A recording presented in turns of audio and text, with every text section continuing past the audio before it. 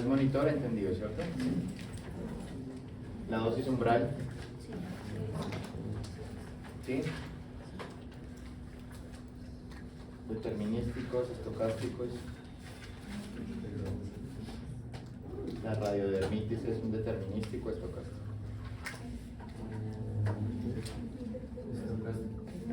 Determinístico.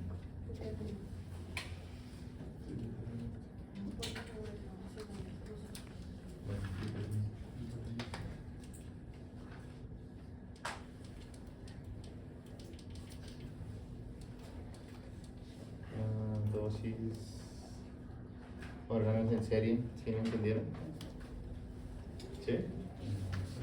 ¿Qué no entendieron?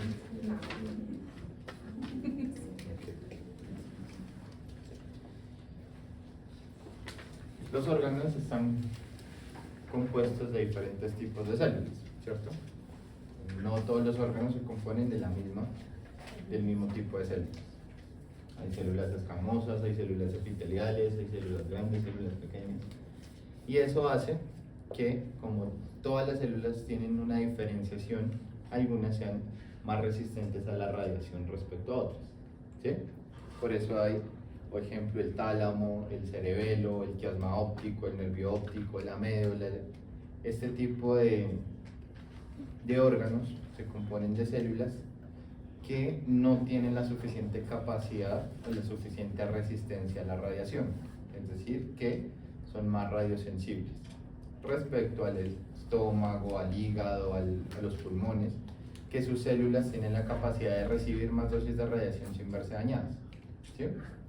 Estos órganos en serie son órganos los cuales, como tienen células que no tienen la capacidad de absorber mucha dosis de radiación, al dañarse solo una parte, una estructura de esto, sabemos que la médula es una cosa así, ¿cierto?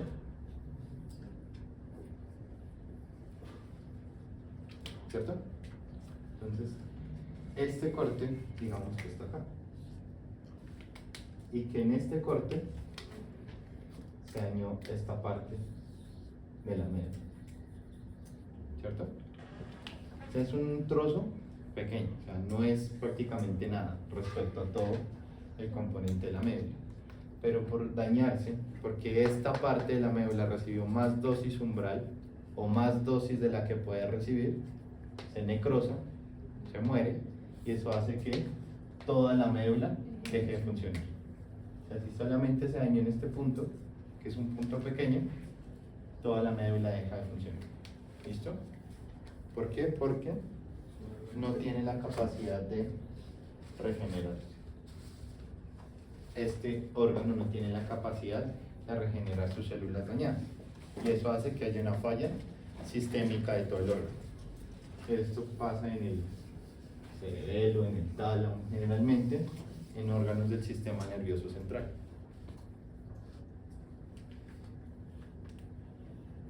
Y los órganos en paralelo son aquellos órganos que tienen la capacidad de recibir un poco más de dosis de radiación y que nos podemos pasar respecto a esa dosis.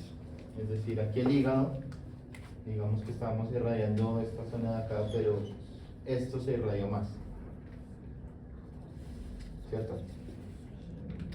Este pequeño volumen en la médula o en un órgano en serie hace que todo el órgano deje de funcionar, ¿sí? Los órganos en paralelo puede que se dañe esta sola estructura, pero el órgano puede seguir funcionando normalmente. ¿Listo? O sea, se puede dañar una parte, nos podemos exceder en dosis en una parte sin hacer que el órgano deje de funcionar. Obviamente, si ya este volumen es mucho más grande, pues sí va a generar una afección mayor al órgano. Entonces, los órganos en paralelo tienen la capacidad de recibir una dosis umbral superior en su estructura en un volumen determinado, es decir, menos del 25% de su volumen. Si se excede más, 30, 40 o 50%, pues obviamente va a dejar de funcionar el órgano. O va a funcionar, pero ya va a tener sus fallas. Y los órganos mixtos son aquellos que tienen células o estructuras en su interior que pueden fallar por recibir una dosis superior o, dependiendo de la otra zona, puede seguir funcionando aunque se haya dañado una parte de ellos. Ejemplo, el corazón. Si en el corazón irradiamos mal la arteria coronaria, va a dejar de funcionar el corazón como tal, ¿cierto? Pero si irradiamos una parte del miocardio y ese miocardio se dañó o se necrosó, el corazón va a seguir funcionando, excepto porque las arterias coronarias son estructuras pequeñas, vasculares, que al dejar de funcionar producen en el paciente un paro cardíaco. Entonces, órganos mixtos son los que tienen características de órganos en serie y órganos en parámetro. Entonces aquí tenemos los órganos en serie, o sea, los que al recibir una pequeña dosis y dañarse una parte de su estructura, deja de funcionar: quiasma, nervio, tallo, médula. Y en paralelo, hígado, pulmón, cerebro, estómago. Y esta tabla y el histograma. ¿Se entendieron acá el histograma? ¿Qué parte?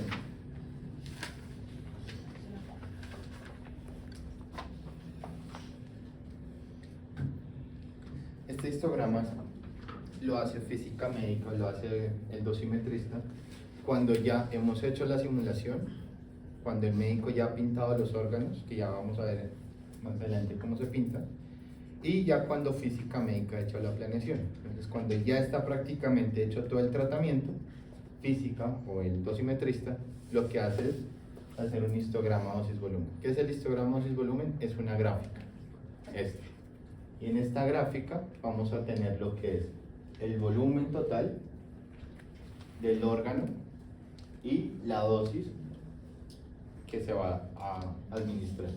Entonces, esto es un plano, el cual en el eje Y va a ir el volumen y en el eje X va a ir la dosis. Y estas líneas que vemos acá son los diferentes órganos. Entonces, el PTV es el tumor. El PTV es lo que vamos a irradiar. O sea, esto debe recibir la dosis total de radiación, ¿cierto? Entonces, como en el 100% de su volumen va a recibir la dosis total, vemos que está en color rojo. Entonces, observamos que prácticamente recibe 5000 centígrados o 50 grados. Pero vamos con cabeza femoral derecha, el verde. Entonces vemos que en el 100% de su volumen la dosis que va a recibir este órgano no excede ni siquiera un Gray. ¿Listo? O sea, cuando veamos que la línea recorre el 100% del volumen y lo relacionamos con esto, vamos a determinar la dosis que está recibiendo ese órgano. ¿Sí? Ejemplo, el intestino, en el 100% de su volumen, que más o menos nos da aquí, la dosis que recibiría sería como entre 2 o 3 Gray. ¿Listo? Entonces, esto nos va a representar la dosis total que va a recibir en el volumen. Si nos vamos acá en 50 Gray, ese intestino va a recibir 50 Gray, pero en menos de 1% del volumen total, o sea que no se va a irradiar tanto. Entonces, esta gráfica, este histograma, lo que nos determina es la cantidad de dosis que van a recibir tanto los órganos que vamos a irradiar como los órganos a riesgo. Y a partir de aquí se va a decir este tratamiento es viable o es inviable porque se va a administrar una dosis a un órgano en serio, paralelo, o podemos hacer algún tipo de efecto secundario. ¿Listo? O sea, esto también juega con lo que es la dosis umbral. ¿Preguntas? ¿Claro?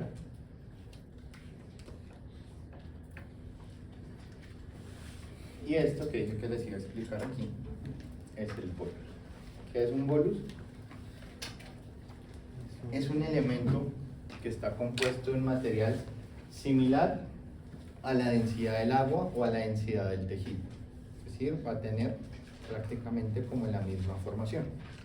¿Para qué hacemos este bolus? Perdón. Lo podemos hacer en parafina, en gel, algunas veces utilizamos compresas húmedas. Eso hace que tenga la densidad que necesitamos.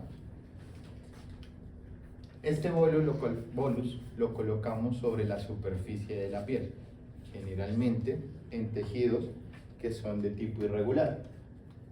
Si podemos observar aquí, vemos que esta parte es de, ¿cómo se llama esto?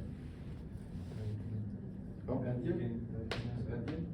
Desde el canto hasta la punta de la nariz tiene una forma asimétrica, ¿cierto? ¿Sí o no? Sí. Entonces lo que hacemos con el bolus es compensar la falta de tejido que hay en ciertas estructuras. ¿Por qué?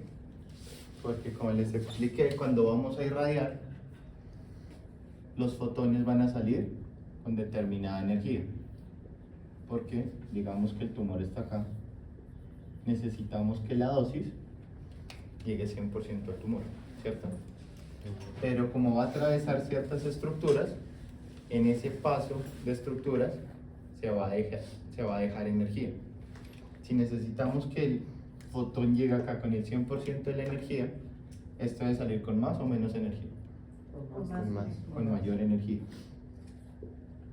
¿Por qué? Porque esa energía adicional que se le impregna al fotón al salir del equipo se va a dejar en las estructuras, y esa energía que va a dejar acá debe compensarse con la energía que va a quedar totalmente en el tumor. Me explico. Si queremos llegar acá al 100%, podemos decir que este fotón salió acá con el 110.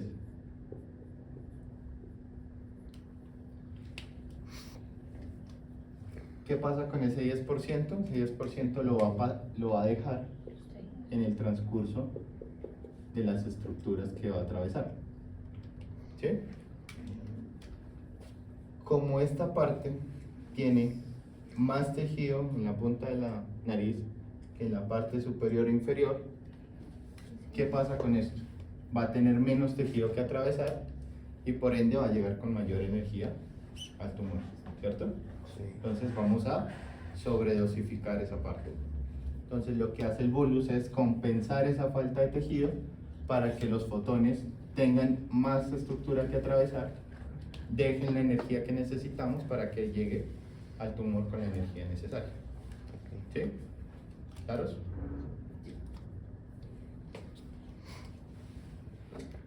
Entonces este tipo de bolus lo colocamos en la superficie de la piel de la zona de tratamiento. Esta es una reconstrucción 3D. Así es como se observa. Este es de parafina.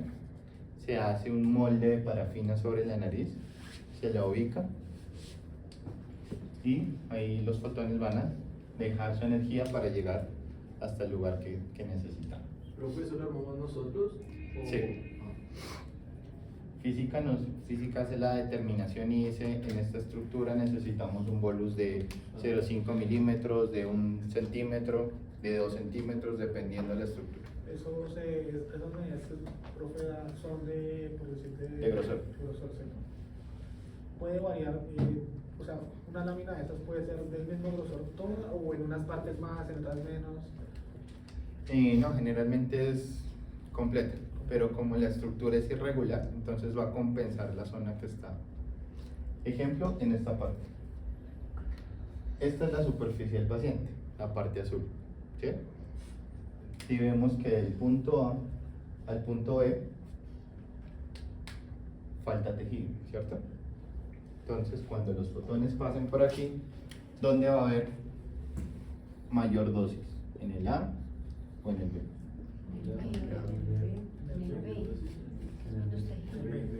Aquí salen todos los fotones. Esto es todo lo que vamos a irradiar. Pero respecto a lo que les digo, que esta es la superficie del paciente, y teniendo en cuenta el tejido que atraviesan los fotones, ¿dónde se va a concentrar más dosis? ¿En el A o en el B? En el B. El B, ¿por qué? Los fotones del A van a tener mayor tejido que atravesar respecto a los fotones del B. Entonces, en esta parte faltante vamos a compensar colocando bolus para compensar esta parte de tejido que nos falta. ¿Sí?